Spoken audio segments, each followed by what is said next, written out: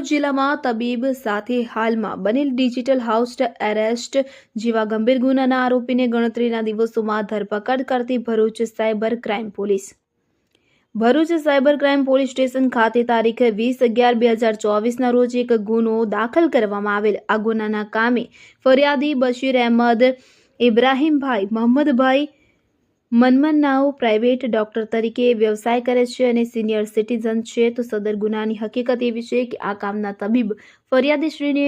અજાણ્યા mobile નંબરોથી phone આવેલ અને આ કામના આરોપીઓ દ્વારા પોલીસ અધિકારી તથા સેન્ટ્રલ બ્યુરો ઓફ ઇન્વેસ્ટિગેશન તેમજ ટેલિકોમ રેગ્યુલેટર ઓથોરિટી ઓફ ઇન્ડિયાના અધિકારી તરીકે ખોટી ઓળખ આપી વોટ્સએપ સોશિયલ મીડિયા પ્લેટફોર્મના માધ્યમથી મેસેજ તથા વિડીયો કોલ કરી એકબીજા સાથે મળી આરોપીઓએ પોતાનો સામાન્ય ઈરાદો પાર પાડવા માટે ફરિયાદીની ધરપકડ કરવાની